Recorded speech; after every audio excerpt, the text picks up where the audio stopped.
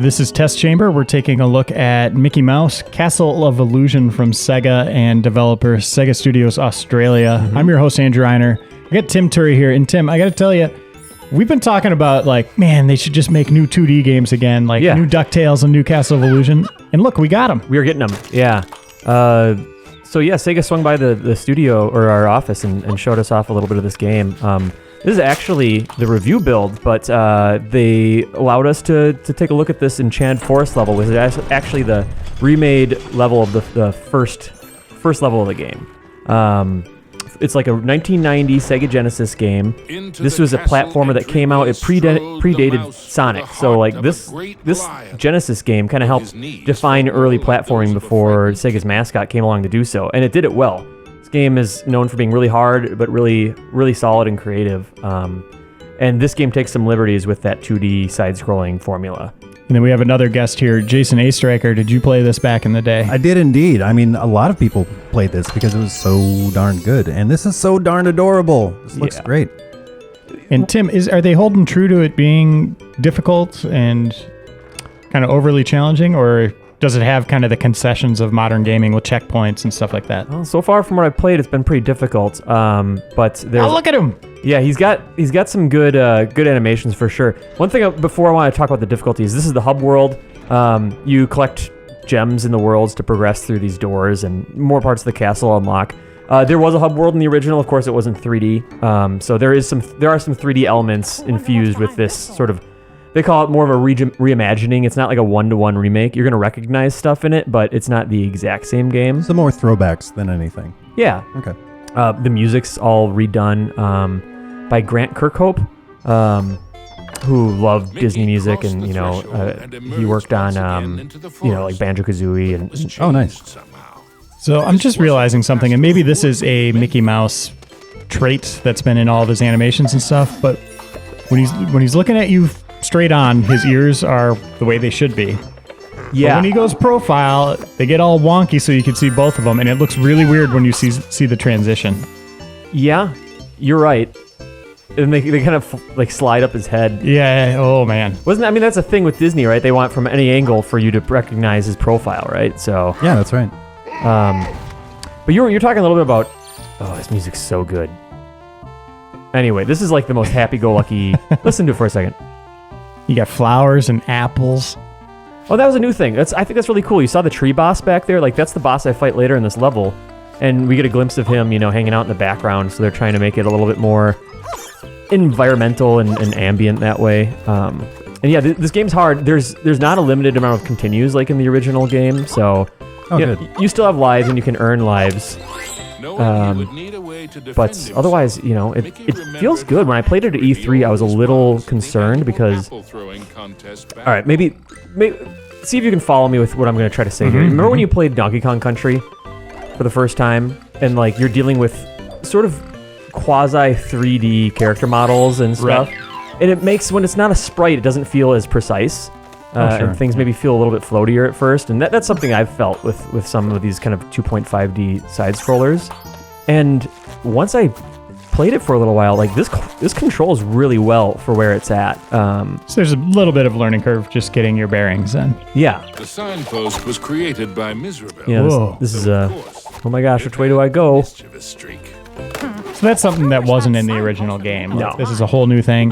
How much of the game would you say, or do you know, is new? I mean, it's seven levels, 7 different worlds, and there were 7 worlds in the original game. They're all themed the same. The original Genesis game, you went into this area, there were leaves floating around, you did this. It was more segmented, and then, the forest gets haunted and there's ghosts. So they hit all the right notes.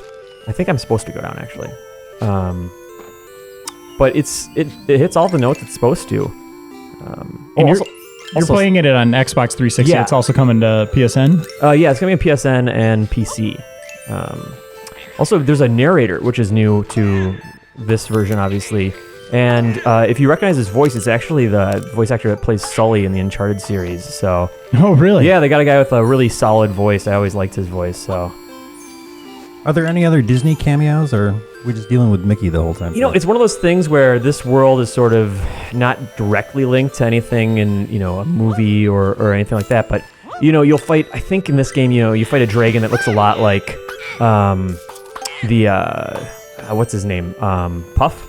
Oh, sure. Is that Disney? I don't even remember. Yeah. From way back when, the kind of live action with animation, right? Yeah. And you'll fight other enemies that sort of are evocative of Disney characters, but it's all original. I think Mizrabel is she from Snow White, or is she original? I'm not the evil queen. Yeah. We saw a cutscene at the beginning of the game, and it looked like she's from Snow White. Yeah, it looks like the same lady. And the idea is, and you have apples, Snow White. That's I true. want to stay away from those apples. Don't eat them. Don't eat them, Mickey. You actually do throw them, and they hurt people. That makes sense. And much to his Oh, relief, interesting. he was So back to his that's where I'm own supposed to go now. size, too. You also throw like marbles and stuff in later levels, and like get a candle that throws fire at people. But I think I think if people go into this and are fooled by how kiddie it looks, because it's Mickey Mouse. Oh, I always love that, by the way. This is one of the earliest examples of idling characters and like having animations like this. At least the Genesis version was. But yeah, it's a challenging game. And for example, one thing that I couldn't get my head around when I was a kid was you have to hit the jump button again after you jump to stomp and bound off an enemy's head. So it's not just Mario, you just don't bounce on them. Right. And when you hold it down, you get an extra loft to your jump. Oh, that's weird, because I actually still do that to this day, and I think it's because of this game. Oh, really? You hold it down? That's funny. Hold it down, or I bop it again as soon as I hit their head. And so now we are at that area that we first passed and saw in the background. It came around full circle. So this is a classic scene from the Genesis one. He gets chased down a hill from an apple, and then they've changed perspectives on it so that it's a little bit more... Crash Bandicoot. Exactly. Do you like these segments? If I don't die. Like running towards the camera, you mean, though? Yeah. Not generally. I end up dying a lot. If they give you enough room to see what's going on, all too often these things, you're just kind of guessing. Right. All right, let's see. That doesn't seem too bad. I've botched this jump before, so let's see how it goes. Oh. There we go. Nice work. Thank you. You can also switch. One of my things I really appreciate is this. The soundtrack's great. You can switch back to the original 16-bit Genesis soundtrack to play while you're going through the entire thing. Yeah. Okay. Do they have the original game on here? Not that I know of. So, I mean, that's not totally unheard of. My fingers and toes. Let's see if it's on there. That would be cool. And when is this coming out? This is coming out, I believe it's in early September. Okay. So we got an early test chamber look here. This is one of the things I loved about the original is it shifts from like that happy-go-lucky forest level to this. It starts getting creepy, and the music reflects that. And Bramble Patch, Bramble Brand Patch. So now it's suddenly spooky because this part's tricky. I always like their ghost designs. Those are classic. Yes. Just chilling. Wasn't that one cartoon, Mickey and the Ghost Hunters or something like that? Wasn't that the one that like Ghostbusters is? Yeah. Kind of based off of. Yeah. I like these guys. I had a Viewmaster of that with the slides. What, with the slides? I had the movie projection camera. Oh, the wind-up one. Yeah, I know exactly what you're talking about. One of my friends had that. That was so cool because you go frame by frame and those guys juke you check out. out all the animation. It was awesome. Now people have YouTube. What is his deal? He doesn't want me to jump on him. He's screwing with me. I do like that. So those guys are spitting at me from here, but later I'll be able to go over there and get my revenge on them. Oh, nice touch. Gives a little layering to the world, and then also sort of keeps it kind of condensed. And then Capcom has DuckTales coming soon. Yeah, I'm not sure when that's... What other games do we need remade from the Mickey or the Disney Quackshot? The Disney Vault? Oh, Quackshot would be good. Quackshot needs to be remade. Rescue Rangers. Oh, yeah. Aladdin. Lion King. Oh, it's the red one. So the red ones they're no good. So is the hope that this remake is really successful and then they can make a true sequel? You know, that's the really sad thing is because I know that as soon as this game's out, this is going to be Sega Studios Australia's last game. What? Yeah, and then they're closing down, which is sad. So even if it is a success, it won't be them working on it, but maybe we could see more Sega published, Disney throwbacks. That would be nice. Yeah, typically when publishers are fishing for a sequel, they'll re-release like an HD remake of a game, gauge sales. Yeah. And interest based on that. It would be cool if this did well, if they did like a Bionic Commando Rearm type thing, and then gave this a true sequel, that just kind of continued the story, and maybe visited other realms. Maybe they could tie it in. Man, how cool would it be if they turned this into like this is me just riffing, like a side-scrolling like Kingdom Hearts, Final Fantasy crossover platformer thing, I'm down. That'd be cool. Also, I was fully on board with the concept of Epic Mickey.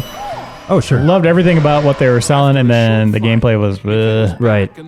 Epic Mickey like this would be really sweet. Mm-hmm. Yeah, and they kind of attempted that a little bit with Dream Riff's Power of Illusion, which is it was a side-scrolling kind of it was Epic Mickey, but it was side-scrolling, and it was supposed to be a spiritual successor to Castle of Illusion. Because the founder of Dream Riff really likes this game. He grew up on it. And it just, Power of Illusion, I don't know. I can't remember what Brian gave it, but it didn't get the I heard marks. it wasn't super great. Yeah.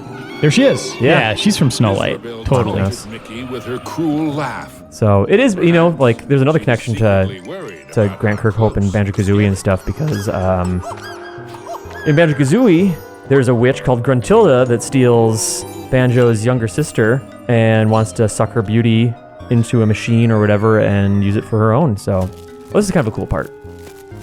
Got a kind of like a 3D bramble patch that is evil. Okay, that looks good. Good. And also I want to point out, I collected a card before, a playing card. Mm-hmm. Those are like the super collectibles in this game. If you get one of those, they go towards new costumes for Mickey. Ooh. So he can dress up like a magician or something like that. Oh, really cool. Yeah. Now, they don't call him Mickey when he's the Sorcerer's Apprentice, right? In Fantasia, right? Yeah. Yeah. Which I always thought was a cool title. Can I change my title, Game Informer, to Sorcerer's Apprentice? That means you could be a sorcerer. You sure can. Okay, thank you. Isn't that a movie with Nick Cage as well? Ooh, Oh, yeah. man. Yeah, they did do that. Yeah. Oh, ouch. Yes, you totally can, Tim. Okay. Sounds good. I'll get those business cards redone. And Reiner can be Nick Cage. Done. Cool. Well, it's split up. It looks like this is going to be the last area In of the this forest. world, then, huh? Yeah. The next part of his quest. To make it through this, you'll have seen a complete look. Oh yeah, Act 3 is the boss areas. So sometimes boss fights are going to be redone in 3D. This one is still side-scrolling. Let's see how I do here. I like this music a lot. Tim, do you listen to the soundtrack at work? I have. Also, I want to note, I think that from when Sega did visit, I had them switch on to the 16-bit soundtrack, so that's what we're listening to. It has been redone, so this is the throwback soundtrack, just for everyone listening to know that this isn't like the redone Grant Kirkhope one, because I couldn't resist listening to this. We have to hit this boss 5 times, not 3? Yeah, looks like it. Oh man, come on Mickey, you can do it. What does he do here? It's an angry treant. One more. Oh god, I felt that every time. Oh.